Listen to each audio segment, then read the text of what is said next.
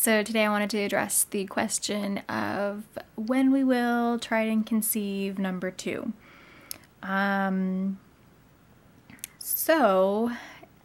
Chase is 14 months old now, and I still have not, my cycle has not returned. I haven't had a postpartum period yet. I randomly have tried to see if I was ovulating. I haven't charted or anything, but I have taken an OPK here and there, and I have gotten a few positives, but obviously they didn't result in ovulation, which with my PCOS before, sometimes I would get positives and never actually ovulate, so I kind of always take it with a grain of salt, and just assume that if I am going to, be able to conceive the next baby, that I would, I would definitely have to get back on medication to do so. So that's something I've been prepared for. And if it had happened, without medication, then that would be, obviously that'd be great to not have to go through taking, fertility medication again. But it hasn't happened so far. Now, something that was important to me before trying to conceive number 2, I always thought that I wanted my children really close in age. And I do to some degree, but then once I had a baby, I just really wanted to savor the time with my son and not try to rush another child in the mix. Not only, to have all the one-on-one with him, but also because breastfeeding was something that is very important to me. So I didn't want to, have to compromise our breastfeeding relationship just to have another baby right away. So I knew I wanted to at least wait, until he was a year old. I just wanted that first year for him to get, just the one-on-one with us, and for him to, be able to breastfeed at least for the first year. He's still breastfeeding, thank goodness, but he doesn't breastfeed as often. It's more like, I think I addressed this in one of my updates. Maybe it was the 1-year update.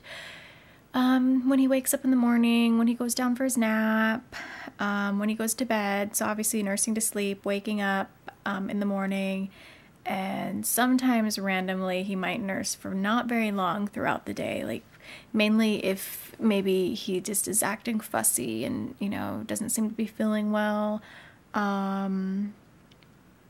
or if he bumps his head or something, then I might try to nurse him, but it's always very short. He doesn't really want to nurse for very long unless he's not feeling well.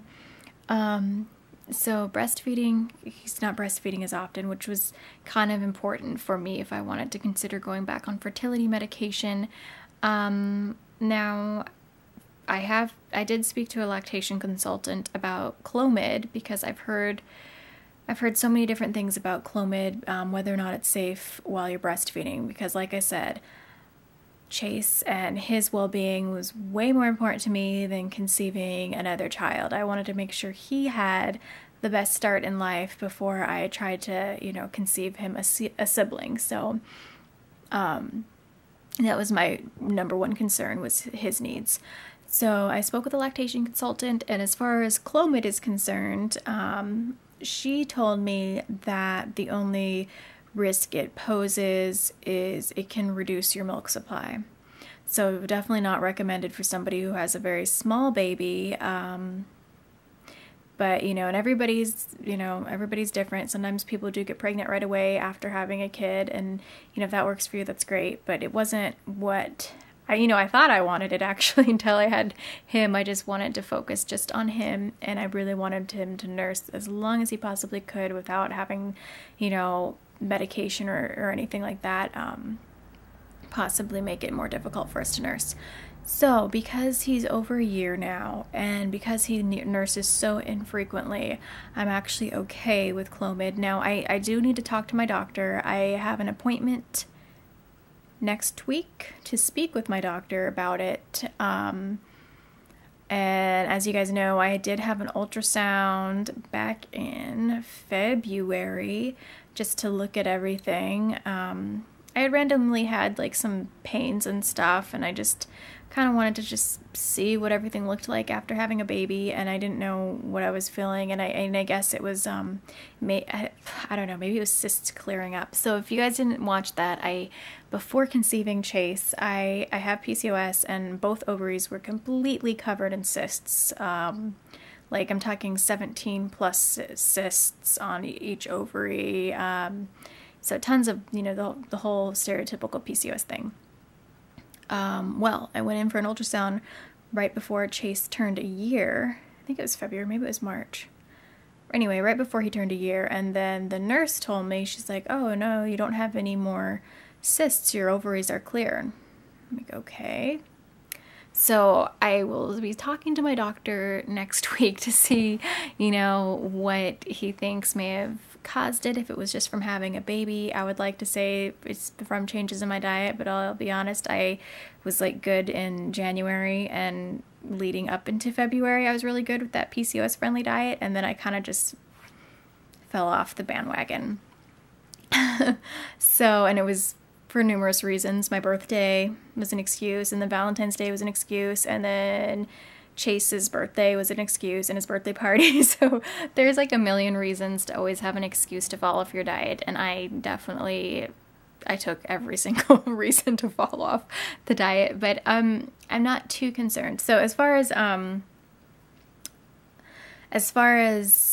that, I'll talk to my doctor next week, and I'll let you guys know what he has to say, because I would like to hear his opinion on Clomid while breastfeeding, and I'm not going to wean Chase. That's the other thing that's important to me. I'm not going to wean him just to try to conceive another child, because I have my healthy child here. He's my number one concern. I do want to make him a sibling, but I'm not going to, force him to wean before he's ready just so I can get pregnant again. That's, to me, extremely selfish. So in our situation, definitely not going to do that. He needs to breastfeed as long as he wants to. And, hopefully if I get pregnant while he's still nursing, I can just nurse throughout the pregnancy. So a doctor's appointment next week. As far as weight loss and stuff, I still have 12 pounds to lose to get back to my pre-pregnancy weight. And like I said before, I have been bad with the diet. I don't really exercise that much. I do go on a lot of walks, so I do get physical activity, and I'm always wearing Chase, so he's like 20 plus pounds. I know he's over 20 pounds. So I do get exercise, but I don't have a very strict schedule, mainly because it's very difficult with David. He works all the time, so I don't really have any help with Chase. And, it sounds easier to I don't know, I always thought before I had a kid, I'm like, oh yeah, you just exercise when the baby's sleeping, or, and what you don't realize is their schedules are not always set in stone, and sometimes, you pretty much always have a constant to-do list going of things that you need to be working on. So like today, during nap time, I'm like, okay, first of all, actually 2 days ago, he didn't take a nap at all. The day before, he was up till midnight, so you think he would have taken a nap.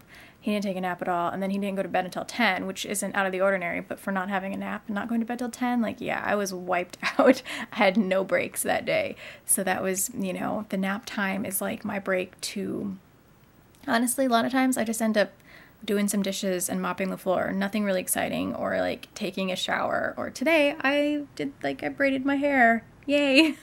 So yeah, anyway, I used to think you would have tons and tons of time to do things with a kid, but I think it will get easier as he gets older. But exercise, popping in a workout DVD, not a priority, because if I do that, I might get the workout done. There's a big chance of that, but I probably won't get the shower afterwards, because he'll probably wake up before I am even done, or he'll wake up right when I'm finishing the workout. And anyway, I'm kind of rambling off about that. So as far as everything goes, I'm going to try to do, for the month of June, I'm going to try to do the raw till 4, which means I'm going to be eating raw foods until 4 o'clock, essentially, till going towards dinner time. I've done raw a raw diet before for like a week at a time, but I don't want to do anything extreme because I'm breastfeeding, so I don't want to detox and have like the toxins go into my breast milk, because that's what happens when you detox while you're breastfeeding. And yeah, no thank you, I'm not trying to feed my child a bunch of toxins. So, you know, and of course he's only nursing 3 times now. So I'm going to try to the raw tail 4 for the month of June. Hopefully that helps me lose a little bit more. I prefer to like get back to my pre-pregnancy weight before we start conceiving number 2, but again, I have 12 pounds, so it's not that much, so it's kind of, you know, been easy for me to be lazy because I'm like, whatever. But I would like to at least, you know, get somewhere close to my pre-pregnancy weight before I get pregnant again. So anybody else doing raw tail 4? Leave a message, comment below. I got the idea from Raven, Madre Raven's channel. She was doing that. I think she's still doing it, I'm not sure. But it really appealed to me because then it wasn't like so strict with only raw foods. So I'm going to be doing that hopefully for the month of June. We'll see. I will try my hardest to stick with it. And so that'll be starting tomorrow. Maybe looking to start possibly TTCing number 2, maybe starting in July. Maybe. So throwing that out there. I've gotten quite a few people asking when we would try, you know, in the perfect world, I'd rather conceive. Of course, there is no perfect world. It took us quite a while to get pregnant with Chase. So, you know, I'm planning on it taking a while again, because I'm assuming induce a period, and I don't know how it works when you're, you know, postpartum, trying to make everything, you know, go back on. And even before having a baby, my ovaries don't, they don't know how to work unless they like are drugged. So yeah, in the perfect world, I'd rather conceive in August, maybe September, because then I'd really like to conceive, if I had like my choice, I would like to conceive in August so I could have a baby in May. So it would still be a spring baby, and it would be 2 months after Chase, because Chase is March 29th, and I'd rather not have their birthdays very close. Like, I'd like at least a couple months buffer, just because I go a little bit crazy with parties, and I want them to like have some spacing. Of course, I don't care. You know, I know it took us a long time to conceive Chase. So what we're looking at is possibly trying to start in July, just to like see if I can get my body going. We have been not preventing since Chase was born. Obviously nothing's happened. I didn't expect anything to happen, but if it would have been nice to just do it naturally. Somebody's waking up. So that's where we're at. We'll keep you guys posted. Let me know what your plans are for TTC. I will let you know what my doctor says about Clomid. Obviously, if he says like conflicting things to what the lactation consultant told me, then, you know, our whole TTC number 2 timeline could change. But that's where we're at right now. I'm going to try raw tail 4 for the month of June, hopefully just to lose a little bit more weight, to try and start conceiving again as soon as July, maybe August, possibly July. I think like July is just going to be like a bust month for us, honestly, just to kind of get my body going. That's where we're at. Bye.